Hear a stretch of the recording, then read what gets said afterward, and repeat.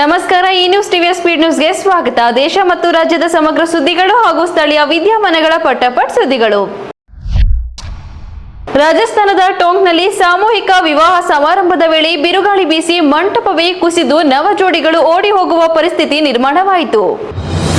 ಸಮಾರಂಭದ ವೇಳೆ ಬಿರುಗಾಳಿ ಬೀಸಿ ನವ ಜೋಡಿಗಳು ಹೆದರಿ ಓಡಿ ಹೋಗಿರುವ ವಿಡಿಯೋ ವೈರಲ್ ಆಗಿದೆ. ಬೇಸಿಗೆ ಆರಂಭದ ಬಿಸಿಲಿಗೆ ತತ್ತರಿಸಿದ ರಾಜಸ್ಥಾನದ ಟೋಂಕ್ನಲ್ಲಿ ಗುಡುಗು ಸಹಿತ ಮಳೆ ಎಲ್ಲರಿಗೂ ಸಂತೋಷ ನೀಡಬೇಕಿತ್ತು. ಆದರೆ ಧಾಕಡ್ ಸಮುದಾಯ ಆಯೋಜಿಸಿದ್ದ 36 ಜೋಡಿಗಳ ಸಾಮೂಹಿಕ ವಿವಾಹದ ಮಂಟಪದಲ್ಲಿ ಬಿರುಗಾಳಿ ಮಳೆ ಭೀಕರ ಅನಾಹುತವನ್ನೇ ಸೃಷ್ಟಿಸಿತು. ಹೂವಿನ ಅಲಂಕಾರ, ಸಾಂಪ್ರದಾಯಿಕ ಉಡುಗೆಯಲ್ಲಿ ಮಿಂಚುತ್ತಿದ್ದ ವಧುವರರು ಮತ್ತು ಅವರ ಸಂಬಂಧಿಕರಿಂದ ಮೈದಾನ ತುಂಬಿ ತುಳುಕ್ತಿತ್ತು. ಬಿರುಗಾಳಿಯ ವೇಗ ಎಷ್ಟಿತ್ತಂದ್ರೆ ಬೃಹತ್ ಟೆಂಟ್ಗಳು ಕಿತ್ತು ಗಾಳಿಯಲ್ಲಿ ಹಾರತೊಡಗಿದ್ವು. ಮದುವೆಗಾಗಿ ತಂದಿದ್ದ ಉಡುಗೊರೆಗಳು, ಪಾತ್ರೆ ಪದಾರ್ಥಗಳು ಮತ್ತು ಮಂಟಪದ ಸಾಮಗ್ರಿಗಳು ಹತ್ತಿರದ ಹೊಲಗಳಿಗೆ ಚೆಲ್ಲಾಪಿಲ್ಲಿಯಾಗಿ ಹೋದವು. ಸಿಲಿಕಾನ್ ಸಿಟಿ ಬೆಂಗಳೂರಿನಲ್ಲಿ ತಾಪಮಾನ ಹೆಚ್ಚಳದಿಂದ ಜನರು ಎಸಿ, ಕೂಲರ್ ಹಾಗೂ ಮಣ್ಣಿನ ಮಡಿಕೆಗಳತ್ತ ಮುಖ ಮಾಡುತ್ತಿದ್ದಾರೆ. ಸಿಲಿಕಾನ್ ಸಿಟಿಯಲ್ಲಿ ದಿನದಿಂದ ದಿನಕ್ಕೆ ಸೂರ್ಯನ ಪ್ರತಾಪ ಹೆಚ್ಚಾಗ್ತಿದ್ದು ತಾಪಮಾನ ದಾಖಲೆ ಮಟ್ಟಕ್ಕೆ ಏರಿಕೆಯಾಗಿದೆ. ಸುಡುವ ಬಿಸಿಲಿನಿಂದ ಹೈರಾಣಾಗಿರುವ ನಗರದ ಜನತೆ ಈಗ ಕೂಲ್ ಆಗಿರಲು ಎಲೆಕ್ಟ್ರಾನಿಕ್ ಉಪಕರಣಗಳು ಹಾಗೂ ಮಣ್ಣಿನ ಉತ್ಪನ್ನಗಳ ಮೊರೆ ಹೋಗುತ್ತಿದ್ದಾರೆ.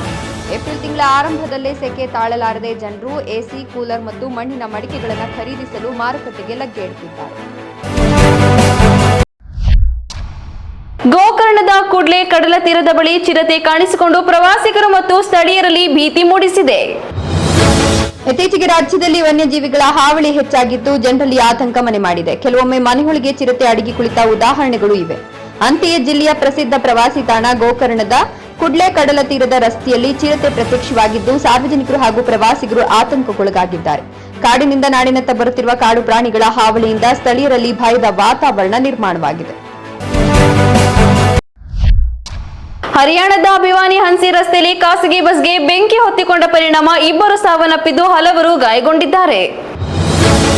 ಹರಿಯಾಣದಲ್ಲಿ ಖಾಸಗಿ ಬಸ್ಗೆ ಬೆಂಕಿ ಹೊತ್ತಿದ ಪರಿಣಾಮ ಇಬ್ಬರು ಸಾವನ್ನಪ್ಪಿರುವ ಘಟನೆ ವರದಿಯಾಗಿದೆ. ಭಿವಾನಿ ಹನ್ಸಿ ರಸ್ತೆಯಲ್ಲಿ ಖಾಸಗಿ ಬಸ್ನಲ್ಲಿ ಮಿಲ್ಕ್ಪುರ್ ಗ್ರಾಮದ ಬಳಿ ಬೆಂಕಿ ಹೊತ್ಕೊಂಡು ಇಬ್ಬರು ಪ್ರಯಾಣಿಕರು ಸಾವನ್ನಪ್ಪಿದ್ದು ಕನಿಷ್ಠ 6 ಮಂದಿ ಗಾಯಗೊಂಡಿದ್ದಾರೆ. ಘಟನೆ ನಡೆದಾಗ ಬಸ್ ಭಿವಾನಿಯಿಂದ ಹನ್ಸಿ ಕಡೆಗೆ ಪ್ರಯಾಣಿಸುತ್ತಿದ್ದಾಗ ಈ ದುರಂತ ಸಂಭವಿಸಿದೆ. ಹೆಚ್ಚಿನ ಪ್ರಯಾಣಿಕರು ತಪ್ಪಿಸಿಕೊಳ್ಳುವಲ್ಲಿ ಯಶಸ್ವಿಯಾದರೂ ಇಬ್ಬರು ಒಳಗೆ ಸಿಲುಕಿಕೊಂಡಿದ್ದಾರೆ. ಗಾಯಾಳುಗಳು ಪ್ರಸ್ತುತ ಹನ್ಸಿ ಸಿವಿಲ್ ಆಸ್ಪತ್ರೆಯಲ್ಲಿ ಚಿಕಿತ್ಸೆ ಪಡೆದಿದ್ದಾರೆ. ಬಾಗಲಕೋಟೆ ಉಪಚುನಾವಣೆಯಲ್ಲಿ ಪಕ್ಷ ವಿರೋಧಿ ಚಟುವಟಿಕೆ ಆರೋಪದ ಮೇಲೆ ಕಾಂಗ್ರೆಸ್ 3 ಮುಖಂಡರನ್ನ ಅಮಾನತುಗೊಳಿಸಿದೆ. ದಾವಣಗೆರೆ ದಕ್ಷಿಣ ಉಪಚುನಾವಣೆಯಲ್ಲಿನ ಪಕ್ಷ ವಿರೋಧಿ ಚಟುವಟಿಕೆಗಾಗಿ ನಜೀರ್ ಅಹಮದ್ ಮತ್ತು ಅಬ್ದುಲ್ ಜಬ್ಬಾರ್ ಅವರ ಅಮಾನತು ಮಾಡಿದ ಕಾಂಗ್ರೆಸ್ ಹೈಕಮಾಂಡ್ ಈಗ ಬಾಗಲಕೋಟೆಯಲ್ಲೂ ಅಂತಹದ್ದೇ ಕಠಿಣ ಕ್ರಮದ ಮೂಲಕ ಶಿಸ್ತಿನ ಬಿಸಿ ಮುಚ್ಚಿದೆ. ಬಾಗಲಕೋಟೆ ಉಪಚುನಾವಣೆಯಲ್ಲೂ ಪಕ್ಷ ವಿರೋಧಿ ಚಟುವಟಿಕೆ ನಡೆಸಿದ ಆರೋಪದ ಮೇಲೆ 3 ಪ್ರಭಾವಿ ಕಾಂಗ್ರೆಸ್ ಮುಖಂಡರನ್ನ ಪಕ್ಷದಿಂದ ಅಮಾನತುಗೊಳಿಸಲಾಗಿದೆ. ತಂಜಾವೂರಿನ ಬ್ರಹ್ಮದೇಶ್ವರ ದೇವಸ್ಥಾನದಲ್ಲಿ ಭವ್ಯ ರಥೋತ್ಸವ ನಡೆದಿದ್ದು ಸಾವಿರಾರು ಭಕ್ತರು ಭಾಗಿಯಾಗಿದ್ದಾರೆ. ವಿಶ್ವ ಪ್ರಸಿದ್ಧ ತಂಜಾವೂರು ಬೃಹದೇಶ್ವರ ದೇವಸ್ಥಾನದಲ್ಲಿ ರಥೋತ್ಸವ ನಡೆದಿದೆ. ಧ್ವಜಾರೋಹಣೆಯೊಂದಿಗೆ ಚಿತ್ತಿರೈವ್ ಉತ್ಸವ ಪ್ರಾರಂಭವಾಯಿತು. 18 ದಿನಗಳ ಉತ್ಸವದಲ್ಲಿ ಪ್ರತಿದಿನ ಕಲೈ ನೃತ್ಯ ಪ್ರದರ್ಶನಗಳು ಮತ್ತು ಸ್ವಾಮಿಗಳ ವೇದಿಕೆ ಉಲಾ ಸೇರಿದಂತೆ ವಿವಿಧ ಕಾರ್ಯಕ್ರಮಗಳು ನಡೆದವು. ಇಂದು ಬೆಳಗ್ಗೆ ತಂಜಾವೂರು ಬೃಹದೇಶ್ವರ ದೇವಸ್ಥಾನದ ತಿರುತೆರೊಟ್ಟಂ ನಡೆಯಿತು. ಇದಕ್ಕೂ ಮೊದಲು ದೇವಾಲಯದಲ್ಲಿ ಸ್ವಾಮಿಗೆ ವಿಶೇಷ ಅಭಿಷೇಕ ಮತ್ತು ದೀಪಾರಾಧನೆಯನ್ನು ಸಲ್ಲಿಸಲಾಯಿತು ಮತ್ತು ಪೂಜೆಗಳನ್ನು ಮಾಡಲಾಯಿತು.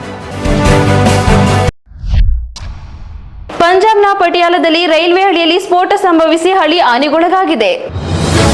ಪಂಜಾಬ್ನ ಪಟಿಯಾಲದಲ್ಲಿ ಸೋಮವಾರ ತಡರಾತ್ರಿ ಸ್ಫೋಟ ಸಂಭವಿಸಿದ್ದು ರೈಲ್ವೆ ಹಳಿ ಹಾನಿಗೊಳಗಾಗಿದೆ ಅಂತ ಪೊಲೀಸರು ಮಾಹಿತಿ ನೀಡಿದ್ದಾರೆ. ಶಂಭು ಅಂಬಾಲಾ ರೈಲು ಹಳಿಯಲ್ಲಿ ಸ್ಫೋಟದ ಸ್ಥಳದ ಬಳಿ ಒಂದು ಮೃತದೇಹ ಪತ್ತೆಯಾಗಿದ್ದು ತನಿಖೆ ಆರಂಭಿಸಲಾಗಿದೆ. ಆದರೆ ಸ್ಫೋಟಕ್ಕೆ ಕಾರಣ ಏನು ಅಂತ ಸ್ಪಷ್ಟವಾಗಿಲ್ಲ. ಪೊಲೀಸರ ಪ್ರಕಾರ ಸೋಮವಾರ ರಾತ್ರಿ 10 ಗಂಟೆ ಸುಮಾರಿಗೆ ಸರಕು ರೈಲುಗಳಿಗೆ ಮೀಸಲಾಗಿರುವ ರೈಲ್ವೆ ಹಳಿಯ ಬಳಿ ಸ್ಫೋಟ ಸಂಭವಿಸಿದೆ. ಪೊಲೀಸರ ಮಾಹಿತಿಯ ಪ್ರಕಾರ ಸೋಮವಾರ ರಾತ್ರಿ 10 ಗಂಟೆ ಸುಮಾರಿಗೆ ಸರಕು ರೈಲುಗಳಿಗೆ ಮೀಸಲಾಗಿರುವ ರೈಲ್ವೆ ಹಳಿಯ ಬಳಿ ಸ್ಫೋಟ ಸಂಭವಿಸಿದೆ.